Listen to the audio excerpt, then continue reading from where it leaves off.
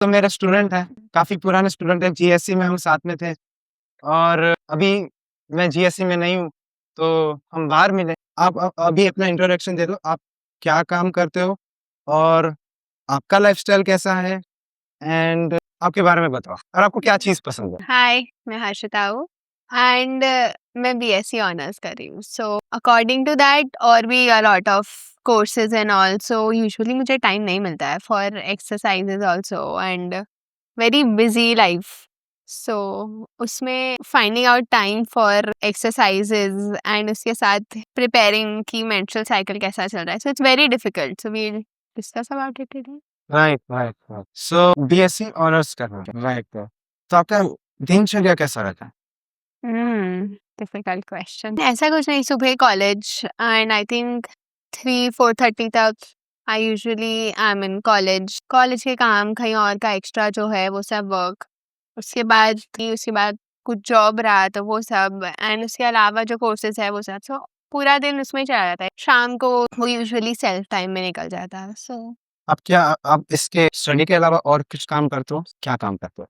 मैं पढ़ाती हूँ क्या पढ़ाते हो? काफ़ी कुछ actually. I take all the subjects and 10th तक के सारे, ऑल द स्टूडेंट्स।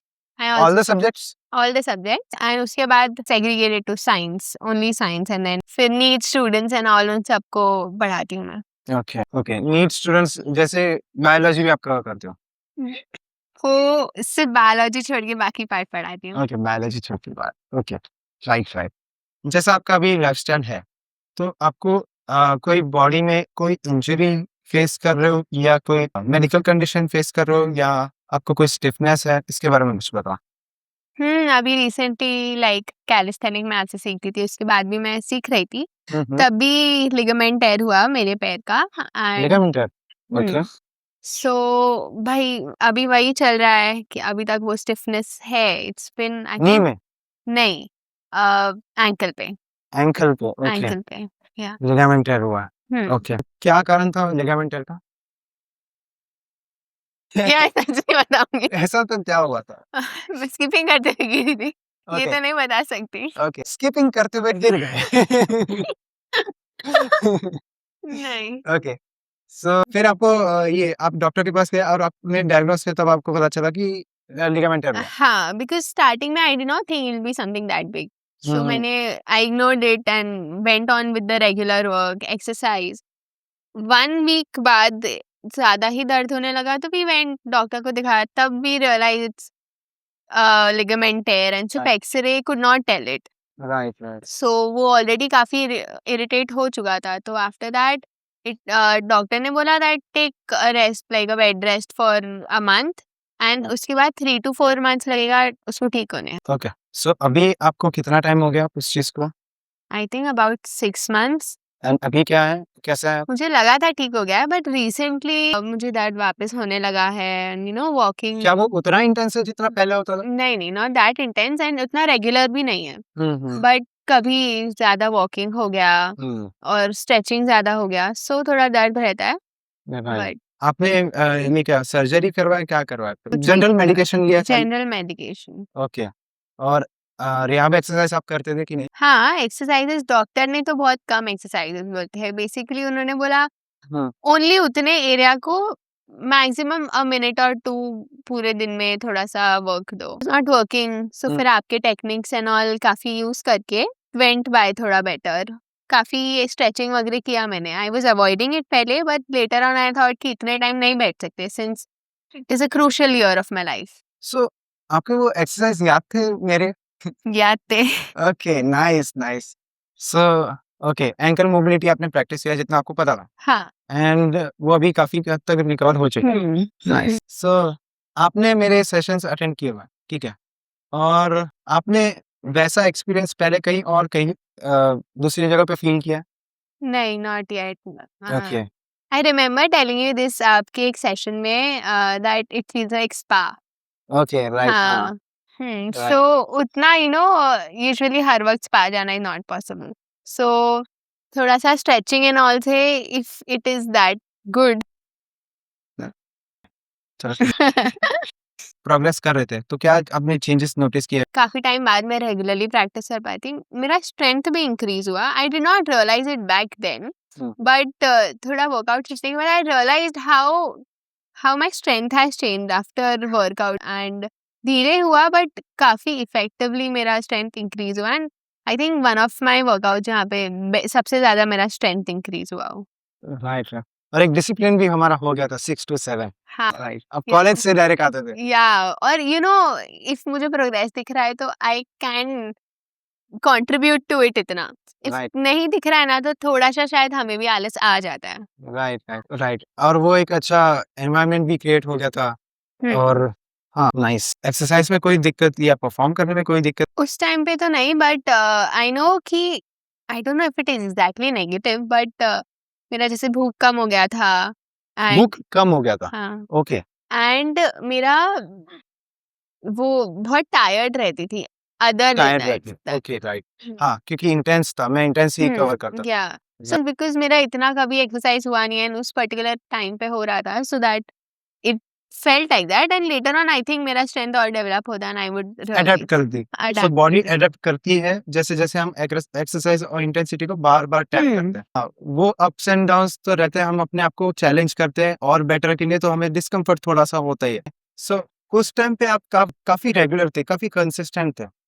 तो क्या आपका माइंडसेट था उस समय पे कि आप कोई भी सेशन मिस नहीं करते थे? हाँ, मेरा प्रोग्रेस बहुत अच्छा हो रहा था, and obviously when the progress is going इतना अच्छा, I don't want to disrupt it doing anything, and also उस टाइम पे things I don't know just felt right, and later on अभी जैसे I am not that consistent anymore, hmm, since मुझे progress नहीं दिख रहा है या फिर the work is not done, कुछ ना कुछ हो रहा है। राइट। सो मुझे ऐसा लगता है कि उस समय में जब मैं कोच था, तो हमारा टाइमिंग भी अलाइन हो गया और मैं जो इंटेंसिटी प्रोवाइड कर रहा हूँ, वो भी आपको अच्छा लगने लगा। इस कारण से शायद आपको कंसिस्टेंसी में रहने को ज़्यादा फ़ील हुआ।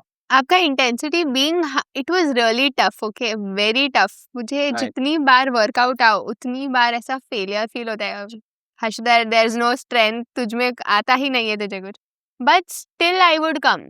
आई फील सेम इन अभी वाले एक्सरसाइजेस कि okay Harsh there is no strength yet, but there still no motivation. वहाँ पे राइट, स्ट्रेंथ ज्यादा फील होने के बाद भी कुछ तो प्रोग्रेस हो रहा था। Right, right. Yes, yes. Also फिर so menstrual same cycle. Motivation नहीं है। ओके, और तभी टाइम्स वर डिफरेंट, मैं फर्स्ट ईयर में थी and now it's TY, so again I need to be more focused. यही आपने हाँ, बताया था, आपने मुझे जो चीज़ बताई ना, वो मैं रिपीट कर रहा हूँ। हाँ, तो भले ही आगे वाला ट्रेनर, जो सामने वाला ट्रेनर है, वो भले ही अच्छा हो, लेकिन फिर भी उनके थ्रू प्रोग्रेस नहीं दिख रहा था। ये उन्होंने देखा ना वो मुझे मार देंगे। कंसिस्टेंट क्यों होता है? 3 ही रीज़न होते हैं, ओके। एक काम होता है, हुँ। घरवाले होते हैं, काम घरवाले एक में आ गया, दूसरा अरे आता है वो तो पहले भी थे, मेरे टाइम पे भी थे। वो फिर अभी भी भी रहेंगे, वो अभी भी रहेंगे। पर फिर भी आप कैसे भी करके आ जाते थे। याद है, आप हाँ, कॉलेज से डायरेक्ट आते थे। मतलब इंसान को कुछ करना टीवाई हो, तो वो करता है, तो मैंने आपसे ही समझा है। वो मोटिवेशन होने दो बस। Okay, okay. तो वो मोटिवेशन कैसे आएगा बताओ? मेरे को दिखेगा वर्कआउट में कुछ आउटकम है। ओके। आउटकम मतलब इनकंसिस्टेंट होने से भी आउटकम नहीं आता है, I understand that, hmm, hmm. But outcome नहीं आ रहा तो भी इनकंसिस्टेंट हो जाते, that's a right. Loop, I loop keep है, loop. Falling into that. Right, right. So मतलब आप कंसिस्टेंटली मेरे में प्रोग्रेस देख रहे थे, इसलिए आप कंसिस्टेंट हो गए थे। राइट, बढ़िया लगा सुन के। और ओके। फिर आपका मन ही नहीं करता वर्कआउट करूं, देखो वही हालत पे है अभी, वर्कआउट कर रही हूँ तो भी, नहीं कर रही हूँ तो भी, हुँ। फोकसिंग ऑन समथिंग एल्स भी। ऐसे क्रूशियल टाइम्स ऑफ लाइफ में ऐसा ही मन होता है जैसे मुझे और भी चीजों पे फोकस करना है, सो काइंड ऑफ सो इतना मैं समराइज़ कर लूँ, जो आप चीज़ें में फ़ोकस कर रहे हो in terms of workout and health, उससे आपको इतना डिज़ायर्ड आउटकम आपको मिल नहीं पा रहा है, इसलिए आप उधर टाइम को स्पेंड नहीं करना चाहते। और अगर कर भी दिया तो कहीं पे अगर इनकंसिस्टेंसी आ भी जाती है। तो हाँ, वो तो guilt, it keeps going, I go right, तो भी आउटकम फील नहीं होता है, ओके। एंड स्टिल जो भी हम एनर्जी चैनलाइज़ करते हैं एक-दूसरे को, वो बहुत अफ़ेक्ट करती है। हम कुछ भी हो, कहीं से भी हम किसी से भी मिलें, चाहे वो फ्रेंड हो या कोई भी फैमिली मेंबर भी हो, हम हर एक एनर्जी एक्सचेंज होती है हर एक से, और उससे भी हमें कैसा फ़ील होता है, वो भी एक बहुत बड़ा फैक्टर होता है। फैक्टर होता है। हाँ, पढ़ाई का, अगर पढ़ाई में कोई है तो पढ़ाई का भी प्रेशर रहता है। हम्म, ओके, जैसे-जैसे टाइम बदलते जा रहे हैं और भी हमें अडैप्ट होना पड़ता है, और भी हमें ग्रो करने के लिए बहुत सारी चीज़ें हमें साइड बाय साइड रहनी पड़ती है। उसका भी एक अलग स्ट्रेस रहता है। फिर अगर रिलेशनशिप का भी आ जाता है, तो अगर इतना सब होने के बाद भी अगर रिलेशन में कोई है एंड वहाँ पे भी अगर कोई कुछ हो जाए, ओके, ब्रेकअप ही कह सकते हैं। हाँ। ओके, जो कंफर्टिंग चीज़ें हैं वो फिर अवेलेबल नहीं रहती। इसकी वजह से काफ़ी लोग इमोशनल ईटिंग करते हैं, खासकर वुमेन में ज़्यादा है।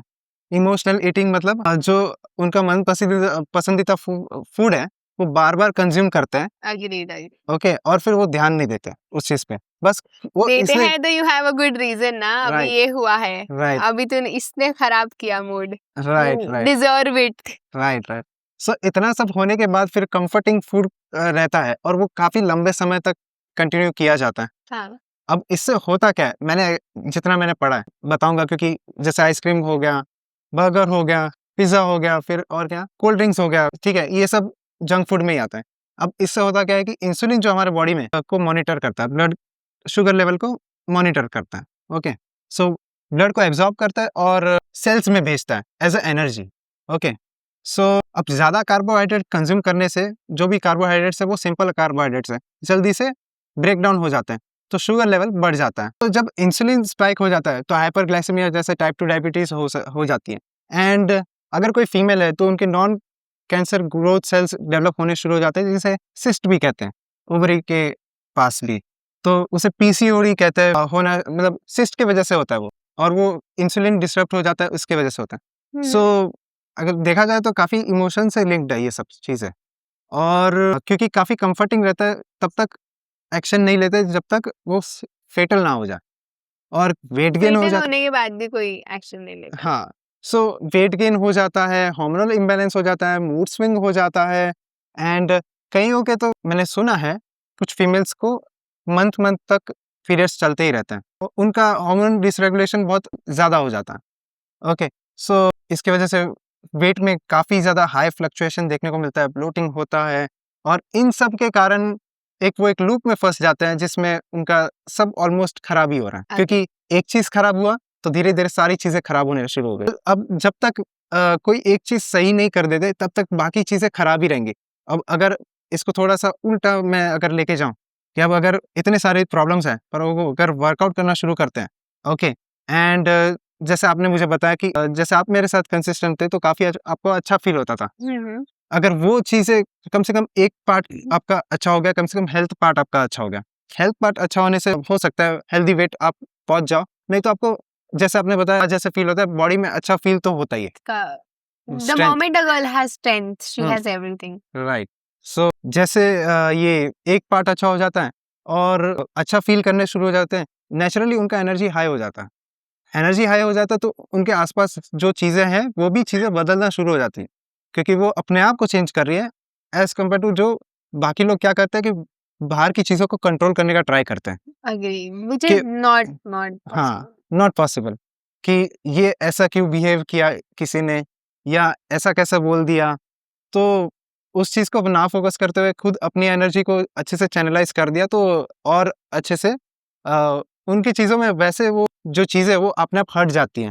एग्री। जैसे अनवांटेड लोग हैं, या जो ऐसे लोग हैं जो कहने को फ्रेंड्स हैं लेकिन है नहीं, तो वो चीज़ें अपने आप हट जाती हैं, फ़िल्टर आउट हो जाती हैं, और फिर वही लोग बचते हैं जो एक्चुअल में सपोर्ट करते हैं। जो कहीं पे भी अगर रिलेशनशिप में भी कोई डिससैटिस्फैक्शन रहता है, तो वो रिलेशन भी ये क्या कहते हैं, रिप्लेस हो जाता है। ओके, क्योंकि हम जितने भी लोगों से मिलते हैं, हम एनर्जी से अलाइन करते हैं, और जो एनर्जी अलाइन होती है उसी से ही ये क्या कहते हैं, हमें अच्छा फ़ील होता है या बुरा फ़ील होता है। तो इतना मैंने समझा है। क्या वो सही है? Very much. Okay, the more you work out, the more energy you have. Okay. जितना ज़्यादा काम में लोगे, it's not like it will run out. Hmm, वो बढ़ेगा ही। अभी आग में आग डालो, वो बढ़ेगी ही। सो right, it's just that you will channelize energy, you will have more, the more you work out, the more strengthening you get, the more strengthened you get, तुम्हारा और एनर्जी बेटर होगा। Right, right. सही है।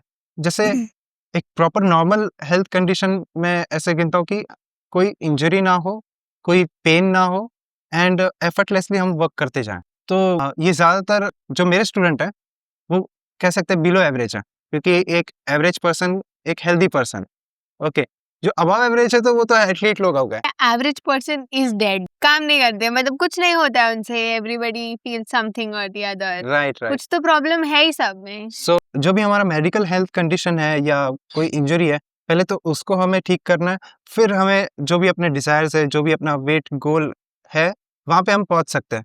क्योंकि जितना मैंने देखा है, जो फीमेल्स ये सब फेस करती है, जैसे कोई भी हेल्थ कंडीशन को फेस कर रही है, तो उनके फ्रेंड्स और फैमिली से ये सुझाव मिलता है कि उनको वर्कआउट शुरू कर देना चाहिए।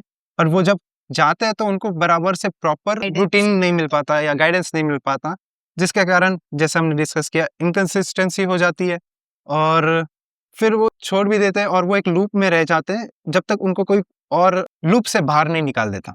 ओके, सो पॉइंट है जहाँ पे वो लूप में फंसे हुए हैं। कोई इंसान अगर ये लूप में फंसा हुआ है, जो इमोशंस कह सकते हो या प्रॉपर गाइडेंस नहीं मिल रही, जितने भी एक्सक्यूजेस हैं, मतलब वो एक लूप में है। और जैसे पॉइंट बी है, पॉइंट बी मतलब जहाँ पे हेल्दी लाइफस्टाइल है, जहाँ पे एनर्जी भी अच्छा है, जहाँ पे कोई उतना ज़्यादा पेन भी नहीं है। तो पॉइंट ए से पॉइंट बी का जो सफ़र है वो बहुत ज़्यादा माइंडसेट के ऊपर है। एंड अगर माइंडसेट शिफ्ट हो जाता है तो वो पॉइंट बी तक पहुंच सकते हैं। और क्योंकि ओवर थिंकिंग भी बहुत हो जाती है, अब इतना सारा चल रहा है तो ओवर थिंकिंग चालू रहती है। उनको कोई भी इंफॉर्मेशन मिलती है तो इन्फ्लुएंस हो जाता है, या तो फिर यूज़ करते हैं पर उनको रिजल्ट नहीं मिलता, तो वहाँ पे भी वो एक लूप में रह जाते हैं। तो एक माइंडसेट अगर शिफ्ट हो जाए तो वो एक लेवल तक पहुंच सकता है। मैं ब्लैंक क्यों हो गया अब अचानक से? 4 मेन फेजेस। आप ही शुरुआत करो, बोलो। तो periods again, periods is a very this thing, एक गर्ल की लाइफ में a lot of things revolve around periods.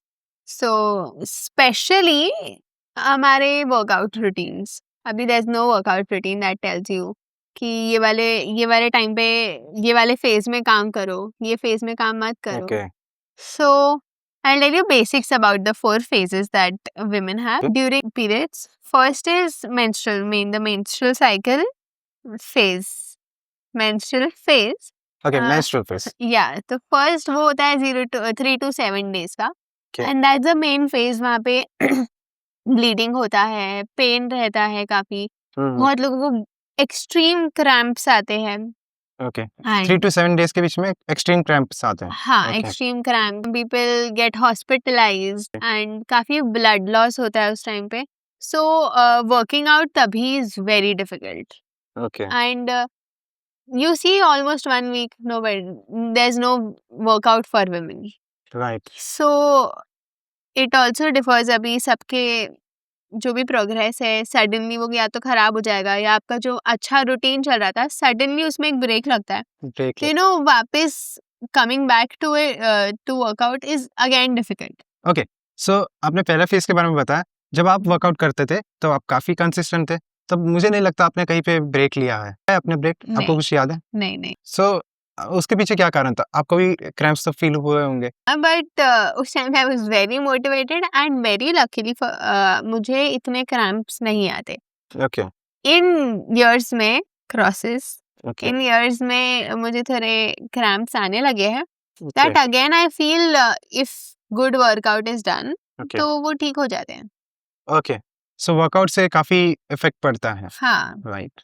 सो आपने पीरियड्स में भी वर्कआउट किया हुआ, हाँ, राइट? एंड आई अवॉइड एकदम heavy intensity, heavy intensity। I Right. would do mobility or something like that। Right right. Okay, second phase फिर? Second is follicular phase. वो भी स्टार्ट होता है वही मेंस्ट्रुअल फेज के साथ ओनली, बट ये आफ्टर पीरियड्स जो मेन साइकिल है उसके बाद भी कंटिन्यू होता है। That is up to about 13 days. Okay, तो 0 to 13 डेज फॉलिकुलर फेज चलता है, उसमें ईस्ट्रोजन हमारा हाई हो जाता है। Estrogen okay. फिर गुड एनर्जी रहता है, अच्छा मूड रहता है, तो आप हेवी इंटेंसिटी वहाँ पे ट्रेन कर सकते हैं। not really heavy intensity but okay, much better than what happened Right. during the menstrual phase। Right right. Okay, so Third phase, ovulation। तो ovulation the best phase। उस Okay. दिन you have उसी दिन you get your eggs का formation and all। So उस दिन you have high estrogen levels, progesterone levels, तो आपका skin will glow, okay. You have not much bloating, okay. Mood अच्छा रहता है, मूड स्विंग्स हम्म। एकदम कम रहते हैं, हम्म। एनर्जी हाई रहता है because of again estrogen. Okay. तो काफी कुछ अच्छा ही रहता है ओव्यूलेशन फेज एक दिन का ही रहता, almost. Last is luteal phase. Okay. हाँ, दैट गोज ऑन टिल 28, मतलब the end of the cycle. उसके बाद again the new cycle is form, तो तभी यू हैव वही वापस सेम चीजें, प्रॉब्लम्स वापस आना, bloating, mood swings and very bad mood, PMS, सब कुछ उस टाइम पे होता है। ओके, सो वो फिर खत्म होता है, फिर वापस से मेंस्ट्रुअल फेज चालू हो जाता है। हाँ, तो जब खत्म होता है तब ऐसे मेंस्ट्रुअल फेज के पहले क्रैम्प वगैरह या पेन ऐसा कुछ फील होता है? समटाइम्स या ओके। आपने कभी लो एनर्जी, फटीग या इर्रेगुलर पीरियड्स आपने फेस किए हैं? हाँ, I think everybody, all women do। Okay. So ऐसा कभी फेस आया जहाँ पे आपने इर्रेगुलर पीरियड ना होते हुए एकदम प्रॉपर्ली टाइम पे आके गया, ऐसा फेस ऐसा आया? भी हुआ है, both cases, extremes also. Okay. So वो कब हुआ है? क्या आप ऐसा एक्टिविटी करते हो जिसकी वजह से आपका रेगुलर हो जाता है, इर्रेगुलर से रेगुलर हो जाता है, ऐसा कौन सा एक्टिविटी? से वेरी स्पेसिफिक, बहुत सारे फैक्टर्स होते हैं, बट आई कुड से कि हाँ, वर्कआउट करने के बाद मच बेटर, कि क्रैम्प्स भी कम रहेंगे एंड रेगुलर, काफी रेगुलर रहता है इन जनरल। ओके। ओके। सो अभी आप फेस कर रहे हो राइट नाउ? हाँ, वेरी लकीली आज सुबह ही। ओके। ओके। अभी करेंटली तो मुझे वेरी लकीली कभी ऐसा हॉस्पिटलाइज होने का जरूरत नहीं पड़ा है, but I know a lot of people जिनको हॉस्पिटलाइज तक होना पड़ा है because of all this pain, okay. So it's pretty severe. Okay. Right. That's people to people. Okay. So आपके साथ अभी तक वैसा नहीं हुआ। ओके। आपने मुझे मेडिकल हेल्थ कंडीशन के बारे में बताया था, मैंने ज़्यादा बोला नहीं था। अभी आप मुझे बताओ। सारा आपने बोला था कोई तो हेल्थ कंडीशन है आपको। हम आते आ रहे थे। ओह हाँ, so yeah, अभी I was very very thin and extremely thin, and I was also not good. And before workout, obviously like when you're very young, parents take care of. Parents took me to a doctor, and ऐसा I had a lot of medications to get healthier. Okay. And medication to get healthier. yeah, because I okay. was very thin, extremely thin. So, okay. and then after that, uh, now that I've taken that, you know, sometimes जब already ये दवाई चल रहा है हुँ। and then I have to work out, hmm. so, keeping this दवाई and workout, वो सब कुछ ऐसा normally balanced रहता है. Okay. But if I keep taking this दवाई and also have my periods and suddenly एक दिन bloating होगा, तो I'll feel so not good, and so that gets, कभी वेट बढ़ाते जाना है, कभी it feels like कम करना है, so वो एक लूप में फंस जाता है, एग्जैक्टली समझ नहीं आता कि करे क्या. Right, right, I don't know when to stop, when to start. Right, right, right. Okay. So जैसे आपने कहीं और जाने की ज़रूरत नहीं पड़ती, क्योंकि जितना मैंने नोटिस भी किया है वो अपना हार्मोनल प्रॉब्लम्स या मेडिकेशन डिस्कस करते हैं डॉक्टर्स के साथ भी, तो डॉक्टर्स उसको इग्नोर कर देते हैं, या तो फिर कंसीडर नहीं करते, या तो प्रॉपर आंसर नहीं करते। Exactly, I have to go to 10,000 different doctors. Now my doctor, one of my doctor is giving me medication to gain weight, and it just keeps going on. There's no stop. If I stop taking that medicine, my weight will start decreasing tremendously. That is also not sahi. So keeping that aligned with, aligning all the doctors, your health, everything. अभी 10 other factors happen, कोई और बीमारी हुई, I'm going to some other doctor. Set of things going on, so aligning everything, I think there should be one workout that's for it. सो जैसे आपने बताया कि अलग-अलग डॉक्टर्स के पास जाना पड़ता है, वो कारण ये है कि आपको प्रॉपर जवाब नहीं मिल पा रहे हैं, या आप जो प्रॉब्लम फेस कर रहे हो वो कोई समझ नहीं पा रहा है, और जिसके वजह से आप वो आंसर ढूँढने के लिए बहुत सारे लोगों के पास रीच करने का ट्राई करते हैं। पर वो अगर नहीं मिलता है, फिर वो आप उसको एंड्योर करना शुरू कर देते हो, क्योंकि ये Agree. 10 मुझे सहन करते रहना हाँ, पड़ेगा। वैसा होता है? yeah, right, right, yeah, and taking medicines, I don't think generally anybody likes it. To avoid any kind of medication ever. Right, right. So इसका एक ही इसका सॉल्यूशन ये है, जब भी हम लो इम्पैक्ट और हेवी इंटेंसिटी करते हैं, लो इम्पैक्ट यानी कि कॉम्प्लेक्स एक्सरसाइज ना करते हुए, पर उसमें इंटेंसिटी को हम इंक्रीज करने का ट्राई करते हैं, जैसे कि नॉर्मल प्लैंक होल्ड भी हो गया तो उसको हम 60 सेकंड्स तक होल्ड करते हैं एंड ऐसे combination and series of exercises को मैंने इस तरह से डिजाइन किया है कि इम्पैक्ट लो है लेकिन इंटेंसिटी हाई है एंड इसके वजह से मुझे काफी ज्यादा फीडबैक मिला है कि जिम से बेहतर इंटेंसिटी कवर हो जाती है और पूरे बॉडी के मसल्स यूज हो जाते हैं। तो मुझे लगता है ये काफी अच्छे से पूरा हेल्थ में कवर कर रहा हूँ कि हमारा जो अंडरलाइंग पेन है या मेडिकेशन है वो उससे हम ऊपर उठ पाए, उस लूप से बाहर निकल पाए। ओके, 3 पिलर्स रहते हैं, स्लीप, वर्कआउट एंड न्यूट्रिशन। तो स्लीप प्रॉपर होनी बहुत जरूरी है एंड वर्कआउट जैसे मैंने बताया लो इम्पैक्ट और हाई इंटेंसिटी वर्कआउट करना बहुत जरूरी है। और तीसरा न्यूट्रिशन।